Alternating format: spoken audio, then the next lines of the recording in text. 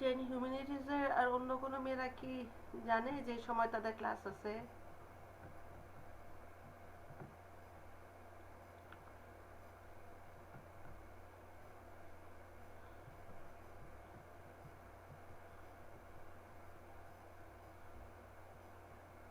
লুবানা, তুমি কি শুনতে পাচ্ছ আমাকে?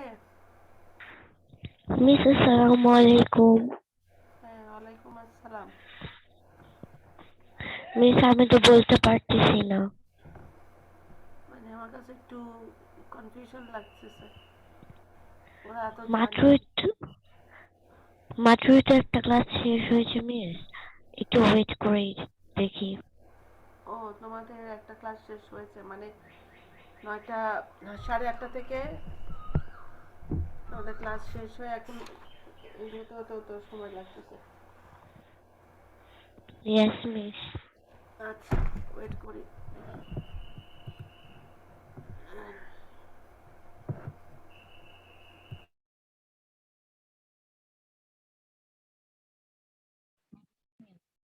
আসসালামু আলাইকুম মিস। ওয়ালাইকুম আসসালাম।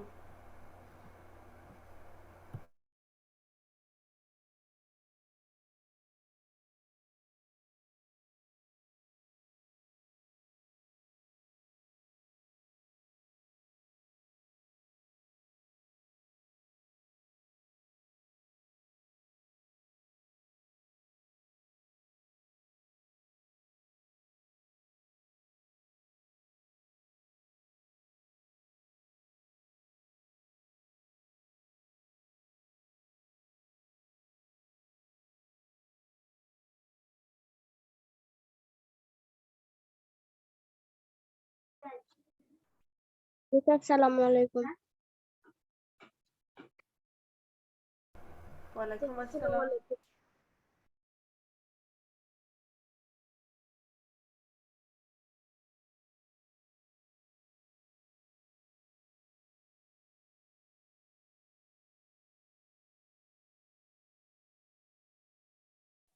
মিস আসসালামু আলাইকুম।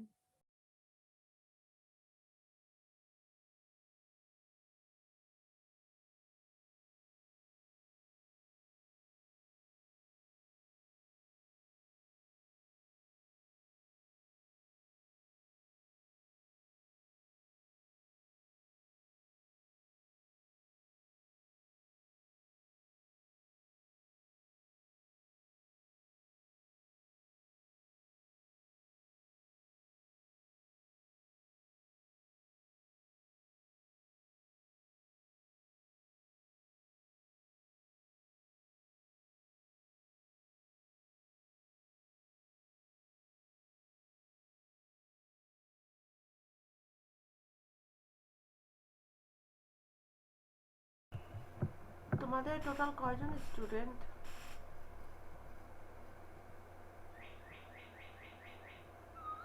মিস 18 জন। 18 জন। 18 জন। এখন 18 জনের মধ্যে আমি 7 জন আমাকে সবাই মনে হয় দেখতে পাচ্ছি, তাহলে 6 জন। তাহলে বাকি 12 জনরা কেন জয়েন করতে পারে না? 12 জনরা কি অন্য ক্লাসে জয়েন হয়?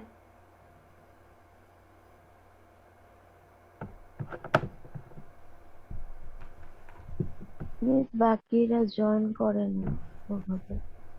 মানে অন্য অন্য ক্লাসে কি তারা জয়েন হয়? এখন জাফরিনকে দেখতে পাচ্ছি।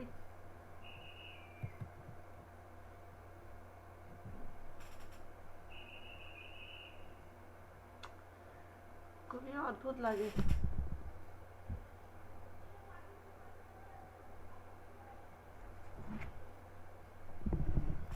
আচ্ছা, ওরা জয়েন হোক।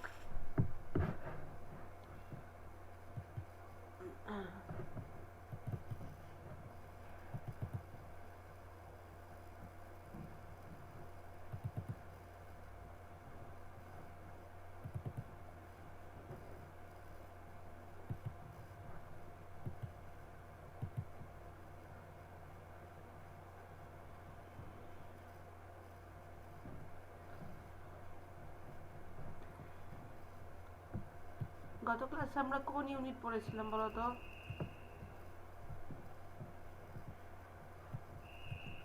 মনে আছে?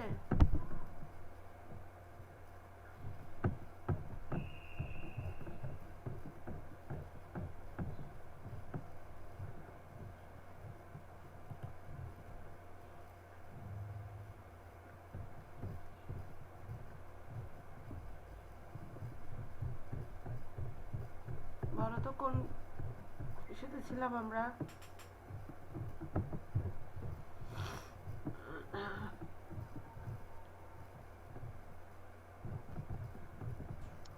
Ma'am people who stand out, ওইটাতে ছিলাম আমরা। ওটাতে ছিলাম আমরা। আর ওখানকার একটা লেসন মনে হয় পড়লে আমাদের শেষ হয়ে যেত, তাই না? মিস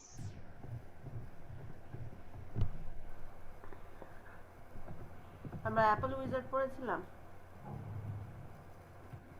জি মিস অ্যাপেল উইজার্ড পড়েছিলাম। এই যে এখান থেকে আজকে পড়বো জবসের ছোটবেলা। হ্যাঁ, দ্য উইজার্ড অফ অ্যাপলের যেটা। তারপরে যে লেসনটা আছে আমরা ট্রু ফলসটা মুখে করেছিলাম, এটা যেটা জবস চাইল্ডহুড, এখান থেকে পড়তে আমরা এটাই পড়বো। হ্যাঁ, এটা এখান থেকে আজকে পড়তে হবে। আচ্ছা, তাহলে এখান থেকে একটু শুরু করো, রিডিং শুরু করো।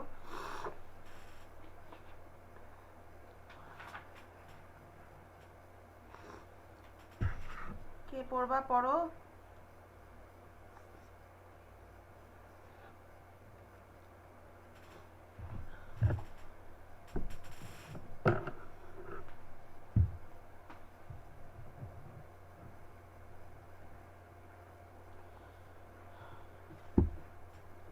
কেউ একজন রিডিং পড়ো। Lesson 8, Jobs' Childhood. A family of Paul Jobs and his wife Clara Jobs adopted Steve, who was abandoned at birth. Paul and Clara loved Steve very much. They made him feel that when they made him feel that he was chosen by very special. One of his colleagues, Dale Yocum, said about Steve, "I think his desire for complete control of whatever he makes derives directly from his personality and from the fact that he was abandoned at birth." Job's mother taught him how to read and write before he went to the elementary school. So when he went to school, he found out that he knew everything that the teachers were teaching. He got bored and played pranks to keep himself busy. This continued for the first few years. It was clear from his behavior that he could not accept other people's authority. He said, I encountered authority of a different kind that I have never encountered before, and I did not like it." A turning point came when he was in grade 4. His teacher, Imogen Hill, watched him very closely for some time and soon found out how to handle him and get things done by him. In order to get things done, she used to give him money and food. One day after school, she gave Jobs a workbook with math problems in it. She said, "I want you to take it home and do this." She showed she showed Jobs she showed Jobs a huge lollipop and said, "When you are done with it, if you get it mostly right, I will give you this and $5." Within 2 days, Jobs solved the math problem and returned the book to his teacher. This continued for a couple of months, and Jobs enjoyed learning so much that he did not need any return. Also, he liked his teacher very much and wanted to please her. In Miss Hill's class, Jobs felt he was special. At the end of the fourth grade, Jobs did very well. It was clear not only to Jobs and his parents, but also to the teachers that he was exceptionally intelligent. The school proposed that Jobs should skip 2 classes and go into the 7th grade.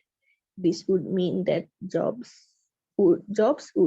find the study challenging, and he would be motivated to study. He, his parents had his parents had him skip only one grade. শেষ।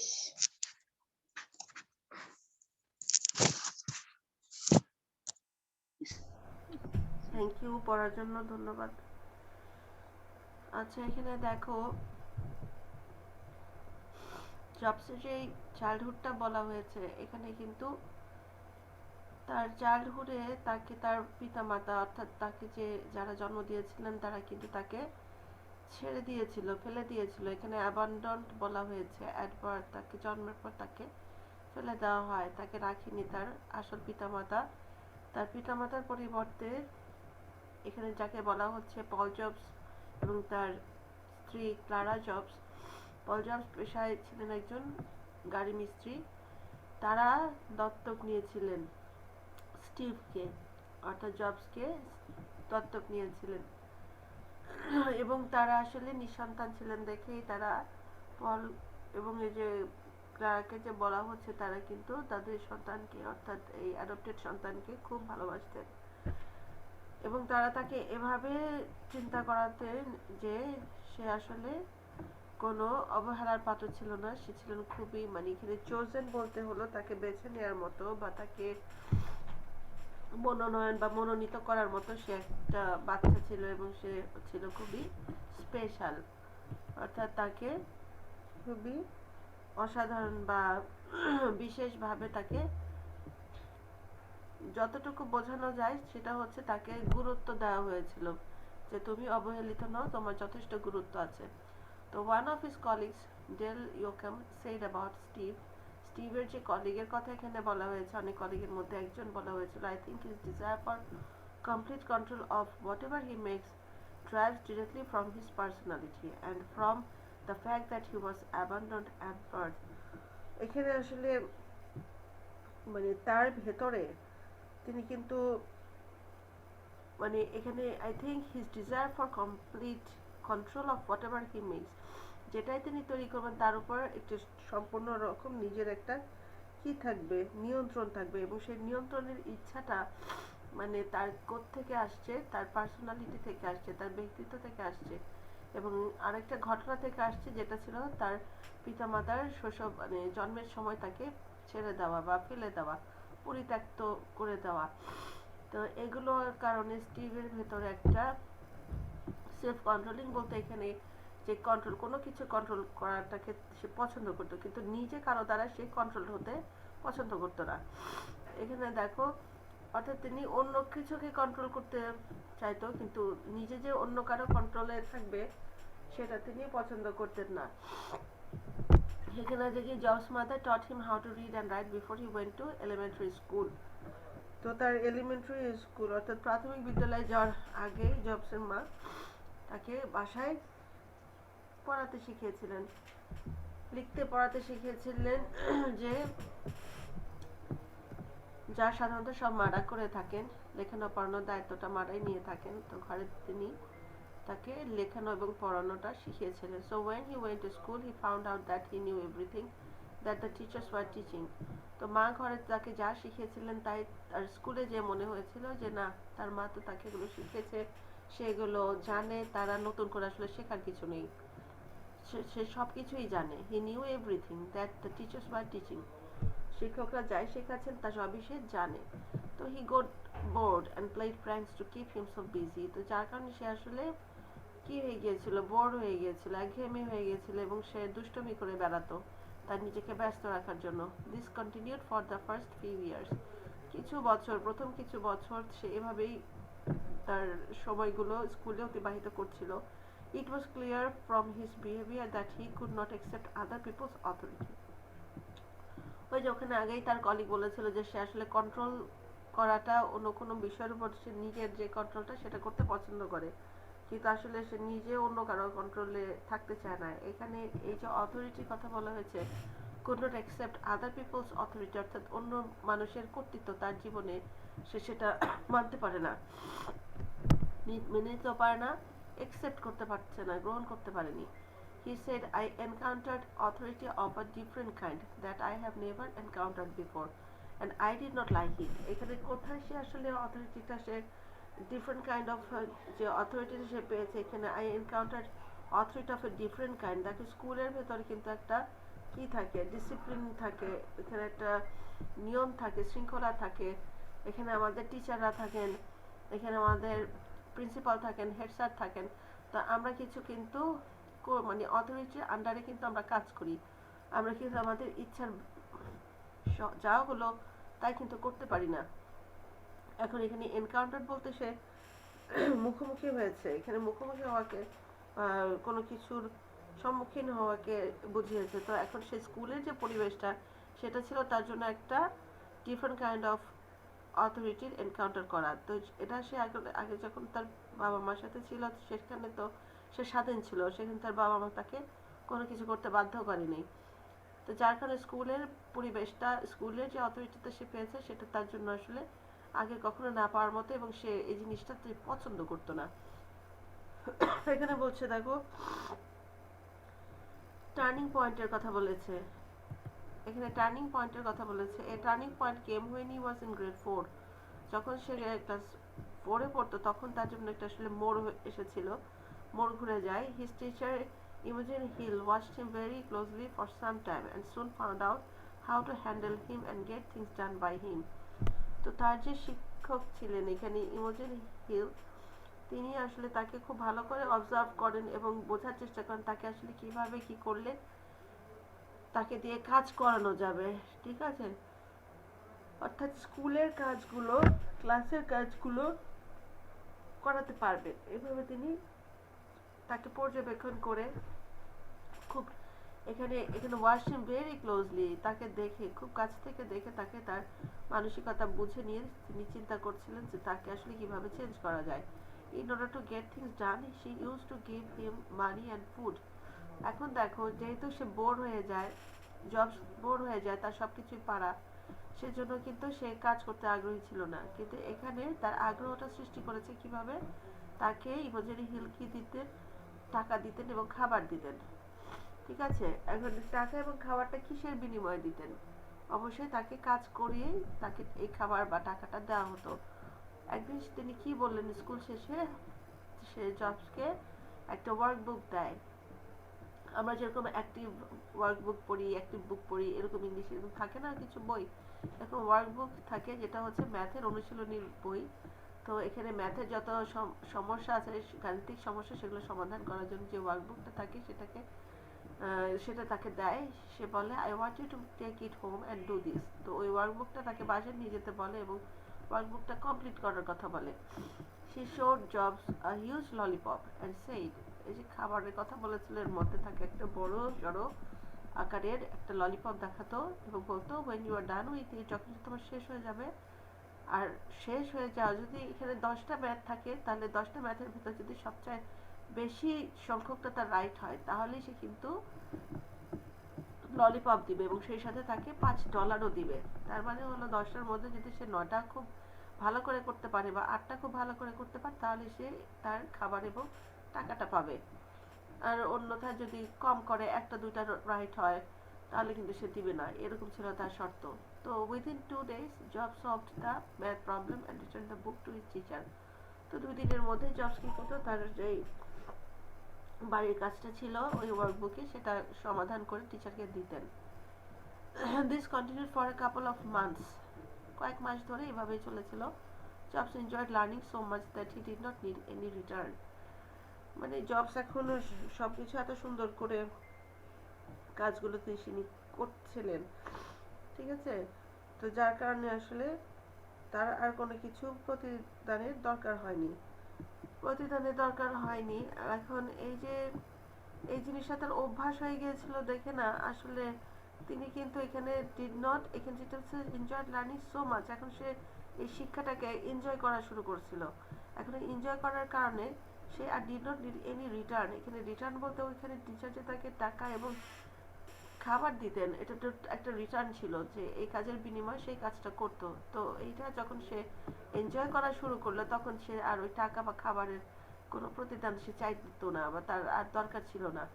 Also he liked his teacher very much and wanted to please her. এখন সে কি করলো, এখন সে টিচারকে তার পছন্দ হওয়ার কারণে, টিচারের প্রতি তার যে শ্রদ্ধা সেটা থাকার কারণে সে এখন টিচারকে প্লিজ করার জন্য চেষ্টা থাকলো। মানে এখন সে শুধু খাবার আবার টাকার জন্যই যে করবে কাজটা তা না, এখন সেগুলো চাইতেও না, বরঞ্চ টিচার যদি তাকে কোনো কাজ দিতেন সেই কাজটা সে আনন্দের সাথে টিচারকে সন্তুষ্ট করার জন্য ওই কাজটি করতেন। In Miss Hill's class, Jobs feels he was special. দেখো এখানে কাউকে আসলে এখানে অবহেলা করার কোনো স্কোপ নাই। এখানে দেখো জবসের যে বাবা মা তারা কিন্তু তাকে দত্তক নিয়েছিলেন, তারাও কিন্তু তাকে চোজেন বলেছিলেন, স্পেশাল বলেছিলেন, অর্থাৎ জবসকে অবমূল্যায়ন করেননি। আর এখানে এখানে যে ইমোশন হিলসের কথা বলা হয়েছে, ইমোশন হিলসের ক্লাসে যে তিনি নিজেকে স্পেশাল ফিল করেছিলেন এটা তাকে ফিল করিয়েছিলেন যে তুমি আসলে একজন স্পেশাল স্টুডেন্ট, ঠিক আছে। At the end of the 4th grade, তো এই 4th গ্রেডের শেষে কি হয়, জবস ইজ ভেরি ওয়েল, খুব ভালো করেছিলেন, পড়াশোনায় খুব ভালো করেছিলেন। It was clear not only to Jobs and his parents but also to the teachers that he was exceptionally intelligent. সে যে আসলে একজন ব্যতিক্রম মেধাবী, ব্যতিক্রম ধর্মী, বুদ্ধিমত্তার একজন স্টুডেন্ট, সেটা তার বাবা মা ছাড়াও, এখানে জবস তো নিজেকেই বলেছে, জবস এবং তার পিতামাতা ছাড়াও তার টিচারদের কাছে জিনিসটা ক্লিয়ার হয়ে যায়। The school propose that jobs should skip 2 classes. Skip, এখানে স্কিপ মানে কি, ছেড়ে যাওয়া, মানে হচ্ছে স্কিপ করা, মানে বাদ দেওয়া। জবস 2টো ক্লাসকে বাদ দিতে পারে and go on into the 7th grade.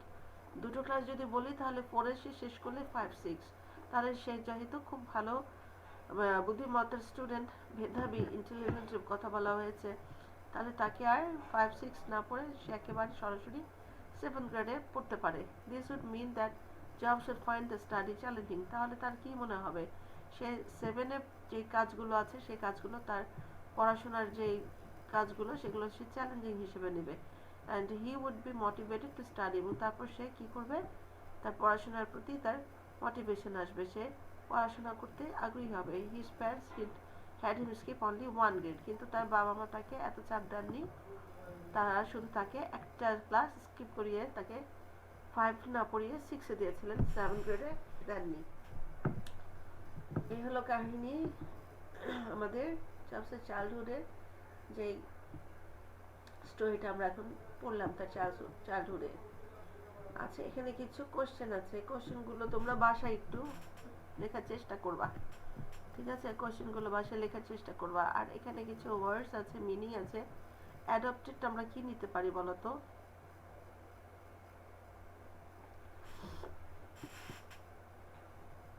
মেয়েরা এখানে অ্যাডপ্টেড কি হবে দেখো তো এখানে, মানে Legal ways to can raise another's child. হ্যাঁ, legally too can raise another child, ঠিক আছে। আর অ্যাবান্ডনড, Deserted but left alone. হ্যাঁ, ডিসার্টেড বা লেফট অ্যালোন, ঠিক আছে। Encounter, Encourage. না এখানে এনকারেজ কিন্তু হবে না, এনকাউন্টার মুখোমুখি হওয়া, তাহলে কোথায় আছে? Oh, acha. Face. হ্যাঁ, অথরিটি, Authority, power. হ্যাঁ, তারপর হচ্ছে প্র্যাঙ্কস, Mischief. মিসচিভস, সেটা যেটাকে কি? আমরা বলি দুষ্টুমি, মিসচিভস। Oh, মিসচিভিয়াস হলো আরেকটা দুষ্টুমি, আর মিসচিভস। আর হলো মোটিভেট, এই তো encourage. হ্যাঁ, এনকারেজ। আচ্ছা, এখানে দেখো ইউনিট 8 ওয়ার্ল্ড হেরিটেজ আছে আমাদের, এখানে ওয়ার্ল্ড হেরিটেজ আছে। মিস আমরা এটা মনে হয় ইয়া পড়েছিলাম, ইয়া কি জানি, কোনটা, 60 গম্বুজ মসজিদ? এটা প্রথম পার্ট পড়েছিলাম আমরা। এইগুলো কিন্তু আমাদের আসলে 9 কিছু শেষ করার কথা ছিল, বুঝতে পেরেছো? তোমাদের 9 তো আমাদের একটা করে ক্লাস থাকার কারণে আমরা কিন্তু কন্টিনিউ করতে পারিনি, পড়াটা আমরা ওভাবে আগাতে পারিনি, একটা ক্লাস থাকার কারণে। তোমাদের মনে আছে কি না? ম্যাম আমরা ইউনাইটেড অফ লিবার্টি পড়েছিলাম। স্ট্যাচু অফ লিবার্টি, এটা পড়েছিলাম, statue of liberty G miss, পড়েছিলাম। স্ট্যাচু অফ লিবার্টি পড়েছিলাম। জি মিস। আর যে বাগের হাটের কি 60 গম্বুজ মসজিদ কি পড়া হয়েছিল? নো মিস পড়া হয়নি ওটা, কিন্তু আমরা একটাই পড়েছিলাম। একটাই পড়েছিলাম। আচ্ছা, এটা তো আমাদের আসলে একটু তাড়াতাড়ি পড়তে হবে, কারণ তোমাদের ট্রেনে কিন্তু বেশ কয়েকটা ইউনিট আছে। শুধু এইটা এখন থাকলে হবে না, তোমাদের বাসাতেও কিছুটা পড়তে হবে। আচ্ছা, এখানে দেখো দ্য ষাট গম্বুজ মস্ক। দ্য ষাট গম্বুজ মস্ক, এখানে আছে টেক্সটটা। ওয়ার্ল্ড হেরিটেজ বলতে আমরা যেটাকে বুঝি, মানে ঐতিহ্য। হেরিটেজ বলতে তো আমরা বুঝি ঐতিহ্য। এখন এই ঐতিহ্যগুলো তো সাধারণত মানে এক যুগের জিনিস না, সেটা আসলে যুগের পর যুগ ধরে চলে আসছে। সেটা মানে জেনারেশন আফটার জেনারেশন এই জিনিসগুলো দেখে আসতেছে, যার কারণে আসলে এগুলো হেরিটেজ হয়ে যায়। সব কিছু কিন্তু একদিন করলে সেটা হেরিটেজ হয় না। এই হেরিটেজ হওয়ার জন্য প্রচণ্ড সময় লাগে এবং সেই জিনিসটা সংরক্ষণের ব্যাপার থাকতে হয়। তো এটা দেখো ষাট গম্বুজ মস্কটা কে পড়বা, একটু পড়ো, একটু রিডিং পড়ো, তারপর আমি বলে দিচ্ছি। আমাদের হাতে সময় যা আছে ইনশাল্লাহ আমরা টেক্সটটা শেষ করতে পারবো আশা করি। দেখো তো 50-এ শেষ হবে তো শেষ করতে পারবো। একটু ঝটপট একটু রিডিং পড়ো, তারপর আমি বলে দিচ্ছি। কে পড়বে reading?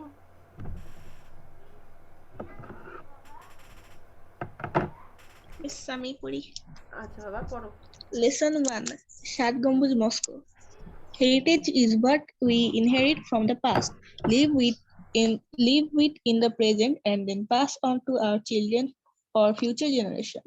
Our unique source of life and inspiration is our cultural and natural heritage. When we speak of World Heritage, it indicates places and sites that we inherited from the past and pass on the future generation of the entire world. The Shat Mosque is in Bagarhat is such a heritage. It became a UNESCO World Heritage Site in 1985. Originally, the historic mosque city was known as Khalifabad. Khalifabad. It is খালিফাতাবাদ, খালিফাতাবাদ। দেখো এখানে Khalifatabad. হ্যাঁ, খালিফাতাবাদ। It is situated at the outskirts of Bagerhat town, not very far from the dense mangrove forest of the Sundarbans. Khalifatabad was a Muslim colony. It was founded by the Turkish general, a saint warrior Ulugh Khan Jahan in the 15th century. The infra, infra, infrastructure. The key is infrastructure অবকাঠামো যে দিকটা oh, আছে সেটা infrastructure. infras- structure আগে infra যোগ হয়েছে, infrastructure. ঠিক আছে, স্ট্রাকচার আমরা জানি অবকাঠামো। infrastructure হ্যাঁ, of the of the city infrastructure. reveals Significant technical skills in many mosques as well as early Islamic monuments. Baked bricks were used for the construction of the buildings. The planning of the city was dominated by tradition of Islamic architecture and the decoration were a combination of Mughal and Turkish architecture. Khan Jahan built a network of roads, bridges, public buildings, and reservoirs to make the city habitable. There were about 360 mosques in the city. Among them, the most remarkable is the multi-domed Shat Gambuz Mosque. The mosque is unique in the sense that it has 16 pillars that support the roof, with 77 low-height domes. The 4 towers at 4 corners have smaller domes at the top as well. The vast prayer hall has 11 arched doorways and on the east and 7 each on the north and south for light and ventilation. It has 7 aisles running along the length of the mosques and 11 deep curves between slender stone columns. These columns support the curving arcs created by the domes. Arches created by the domes. Oh, arches. Support the curving arches created by the domes. The thickness of the arches is 6 feet and have slightly narrowing hollow and round wall. The west wall in the interior has 11 মিহরাবস। mihrabs. Hmm, Uh, এটা হলো নিচ these mihrabs These mihrabs are decorated with stonework and terracotta. The floor of the mosque is made of brick. Besides being used as a prayer hall, Khan Jahan used the mosque as his court too. Today, it is the one of the greatest tourist attraction and one of the best architectural beauties of Bangladesh. Thank you পড়েছো সুন্দর করে। আচ্ছা, এখানে যে ছবিটা দেখতে পাচ্ছি, আসলে এই যে ছবিতে যে ডিজাইনগুলো দেখা যাচ্ছে, এই ডিজাইনের আমরা বাইরের অংশটা দেখতে পাচ্ছি, কিন্তু ভেতরের কিছু অংশের বর্ণনা ওরা দিয়েছে। এখন ভেতরের এই বর্ণনাগুলো আসলে এখানে ছবি আরেকটা দিলে একটু ভালো হতো, তাহলে আমরা একটু বুঝতে পারতাম আসলে ভেতরের যে 11টা দরজা, এখানে অনেক কিছুর কথাই বলেছে। এই যে এখানে অনেক কিছুর কথাই বলেছে, 4 টাওয়ার্স অ্যাট 4 কর্নার্স, এগুলো তো টাওয়ার, এগুলো আমরা উপর থেকে দেখতে পাচ্ছি, কিন্তু এইখানে যেগুলো বলা হয়েছে 11 আর্চ ডোরওয়েজ, তারপর 7 আইলস, এগুলো আসলে ভেতরের অংশ, তো যার কারণে ছবির ভেতরটা আমরা দেখতে পাচ্ছি না, বাহিরের অংশটাই আমরা দেখতে পাচ্ছি। ভেতরের অংশটা যদি ওরা দিত তাহলে জিনিসটা বুঝতে তোমাদের জন্য আরেকটু ইজি হতো। আচ্ছা, এখানে ডোম যেটা দেখা যাচ্ছে, ডোম কিন্তু যে গম্বুজ,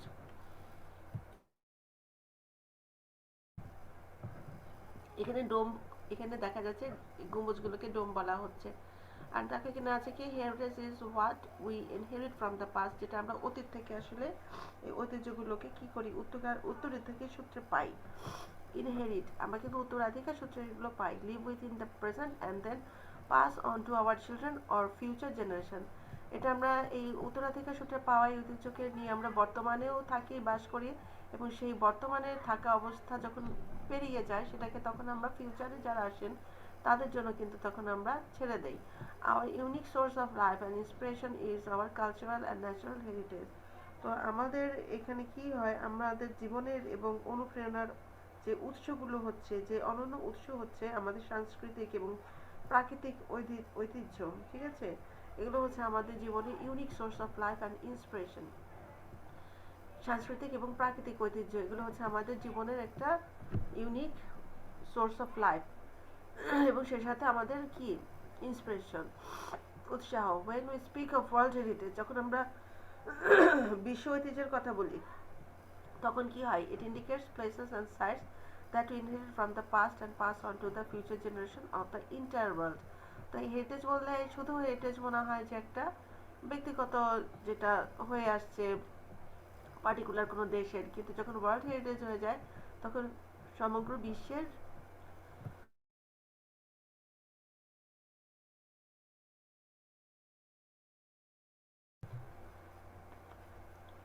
বিশ্বের ঐতিহ্যের মানে কথা বলা হয়েছে আর কি। এখানে দেখো, দ্য সাত গম্বুজ মস্ক in Bagerhat is such a heritage, অর্থাৎ সাত গম্বুজ মস্ক শুধু বাংলাদেশেরই ঐতিহ্য না, এটা বিশ্বের ঐতিহ্যের মধ্যে পড়ে যায়।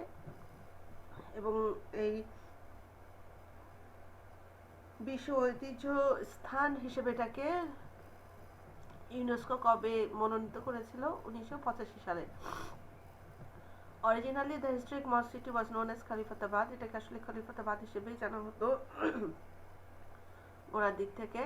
ইট is situated at the outskirts of Bagerhat town. তো বাগেরহাট টাউনের মানে এক প্রান্তে, শহরের এক প্রান্তে অবস্থিত এটা। সুন্দরবনের, দেখো এটা not very far from the dense mangrove forest of the Sundarban. সুন্দরবনের যে ঘন ম্যানগ্রোভ ফরেস্ট আছে তার থেকে খুব বেশি দূরে ছিল না। খলিফাতাবাদ এটা ছিল একটা মুসলিম কলোনি। এটা কে ফাউন্ডেড করেছিল বা এটাকে কে আবিষ্কার করেছিল? দেখো, তুর্কিশ জেনারেল, এ সেন্ট ওয়ারিয়র, এ সেন্ট, যিনি যে উলগ খান জাহানকে বলা হয়েছে যে উনি একজন যোদ্ধা ছিলেন, তিনি আসলে একজন কি ছিলেন, এখানে সেন্টও বলা হয়েছে, এ সেন্ট ওয়ারিয়র, তুর্কি সেনাপতি, যিনি একজন দরবেশ ছিলেন, যোদ্ধা ছিলেন, উলুগ খান জাহান কর্তৃক এটা আসলে আবিষ্কৃত হয় 1500 শতাব্দীতে। The infrastructure of the city reveals significant technical skills in many mosques as well as early Islamic monuments.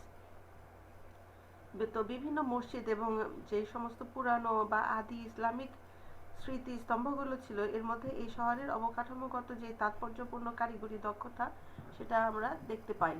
সেটা দেখা যায় infrastructure of the city reveals, কি রিভিলস করে, কি উন্মোচিত করে বা প্রকাশ করে, যে এটা যথেষ্ট তাৎপর্যপূর্ণ টেকনিক্যাল স্কিল আছে অন্যান্য মস্কের মতো বা ইসলামিক মনুমেন্ট বা স্মৃতিস্তম্ভের মতো।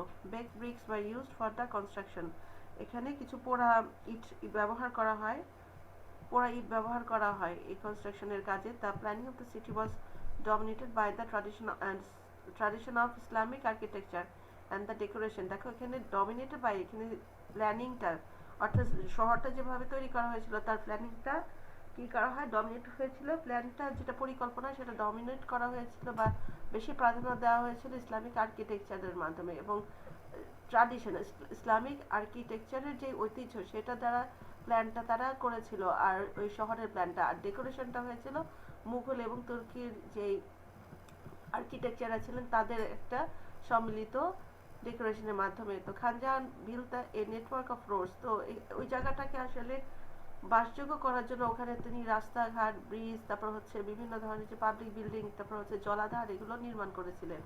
There were about 360 mosques in the city, ওখানে 360টা মসজিদ ছিল ওই শহরে। Among them the most remarkable is the multi-domed 7 গম্বুজ মস্ক।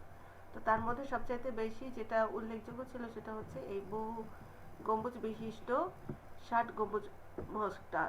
The mosque is unique in the sense that it has 60 pillars. তো এটার বিশেষত্বটা কি ছিল, এটার 7টা পিলার ছিল, 60টা পিলার ছিল এই সাপোর্ট দেওয়ার জন্য, রুফকে সাপোর্ট দেওয়ার জন্য, উইথ 77 লো। এখানে দেখো 7টা পিলার অর্থাৎ স্তম্ভ দেওয়ার জন্য একটা, এটা কতটা বিশাল না হলে আসলে 60টা পিলার দেওয়ার প্রয়োজন পড়ে, তাহলে চিন্তা করে দেখো জিনিসটা কিন্তু বেশ বড়সড় একটা মসজিদ ছিল। আর এখানে কি ছিল, 77টা লো হাইট ডোমস ছিল, নিচু গম্বুজ ছিল। The 4 towers at 4 quarters have smaller domes at the top as well. তো এখন 4টা টাওয়ার ছিল, 4টা টাওয়ারে আবার 4টা কর্নারে smaller domes ছিল, 4টা ছোট গম্বুজ ছিল। The vast prayer hall has 11 arched doorways, অবশ্যই এটা ভাস্ট প্রেয়ার হল, কারণ এটা বিশাল না হলে এখানে 60টা পিলারের প্রয়োজন হতো না, 60টি পিলার কিন্তু কম কথা না, যার কারণে এর ভেতরের অংশে যে প্রেয়ার হলের কথা বলা হয়েছে সেখানে 11টা আর্চড ডোরওয়েজ ছিল, যেটা হচ্ছে ধনুকাকৃতির পথ, মানে দরজা রয়েছে, হ্যাঁ, দ্বার পথ রয়েছিল এবং আলো বাতাসের জন্য দেখো এখানে। and seven is on the north and south for light and ventilation. এখন এই 11টার মধ্যে এক একটা সাইডে মানে নর্থ এবং সাউথের দিকে 7টা করেছিল যাতে ভালো করে আলো বাতাসটা আসে। it has 7 aisles running along the length of the mosque. 7টি আইলস ছিল, আইল হলো মানে হেঁটে যাওয়ার রাস্তা, হেঁটে যাওয়ার সরু পথ যেটা আর কি ওই মস্কে হেঁটে যাওয়ার জন্য ছিল। আর 11টা ডিপ কার্ভ ছিল বিটুইন স্লেন্ডার স্টোন কলামস, এবং এখানে 11টা পাথর মানে সরু স্তম্ভের মাঝে 11টা গভীর বাঁক ছিল। এখন এই these columns support the carving arches created by the domes, এখন এগুলো আবার সাপোর্ট দিত, কার্ভিং আর্চেস গুলো কি করতো, দিস কলাম গুলো সাপোর্ট দিত যে কার্ভিং আর্চ গুলো ছিল ডোমের মাধ্যমে। ডোম তো উপরে উঁচু হয়ে থাকতো এবং নিচের দিকে গুলো ফাঁকা হয়ে থাকতো, এগুলোকে সাপোর্ট দিত। The thickness of the arches is 6 feet, তো এই আর্চের যে থিকনেস ছিল সেটা হলো 6 ফিট এবং স্লাইটলি ন্যারোয়িং হলো, এবং ভিতরে কি ছিল, শূন্য ছিল, ফাঁকা ছিল, অ্যান্ড রাউন্ড ওয়াল, এবং কি ছিল, গোলাকৃতির ওয়াল ছিল, ঠিক আছে, বৃত্তাকারের দেয়াল ছিল আর কি। The West wall in the interior has 11 মিহরাব। হ্যাঁ বলো। মিস আমাদের আরেকটা ক্লাস শুরু হয়ে গেছে। তোমাদের আরেকটা ক্লাস শুরু হয়েছে, তোমাদের এখানে 9:50 পর্যন্ত ক্লাস। আজকে ক্লাস হবে না, আজকে 15টি ক্লাস হবে না। আচ্ছা আমাদের হাতে আর 1 মিনিটই সময় আছে, এটুকু শেষ করে দেই তাহলে আমাদের শেষ হয়ে যায়। এখানে যে মিহরাবের কথা বলা হয়েছে, এই মিহরাব রয়েছে, আসলে এই মিহরাবের মক্কার দিকে অভিমুখী মসজিদের কোটর, এই মিহরাবগুলো পাথরের কাজ আর পোড়ামাটির ফলক দিয়ে তৈরি করা হয়েছিল বা সাজানো হয়েছিল, আর মসজিদের মেঝে তৈরি হয়েছিল ইটের দিয়ে, ঠিক আছে। আর প্রার্থনা কক্ষ হিসেবে ব্যবহার ছাড়াও এই খানজাহান কি করতেন, এখানে যে প্রার্থনা হল ছাড়াও এটাকে কি করতেন, তার কোর্ট হিসেবে এটাকে ব্যবহার করতেন। বর্তমানে এটা একটা অন্যতম পর্যটক আকর্ষণ কেন্দ্র এবং বাংলাদেশের অন্যতম সেরা স্থাপত্য সৌন্দর্য। তো যাই হোক, তোমরা এটা বাসা আরেকবার একটু রিডিং পড়ে নিও, আর এখানে 7 গম্বুজ মসজিদ সম্পর্কে কিছু ইনফরমেশন দেওয়া আছে, এটা একটু বাড়িতে করে ফেলো, ঠিক আছে? এই ইনফরমেশনটা করে ফেলো, এটা আপাতত তোমাদের বাড়ির কাজ রইলো, ঠিক আছে? এটা হচ্ছে তোমাদের বাড়ির কাজ, এটা এই ইনফরমেশন দিয়ে এটাকে ফিল আপ করবে, ইনফরমেশন ট্রান্সফার যেভাবে করি আমরা এটা ফিল আপ করবে, ঠিক আছে মেয়েরা? তাহলে ভালো থেকো সবাই, সবাইকে ধন্যবাদ জয়েন করার জন্য। এটা একটু করে ফেলো। আসসালামু আলাইকুম। আচ্ছা বাবা, ওয়ালাইকুম আসসালাম। আসসালামু আলাইকুম। ওয়ালাইকুম আসসালাম।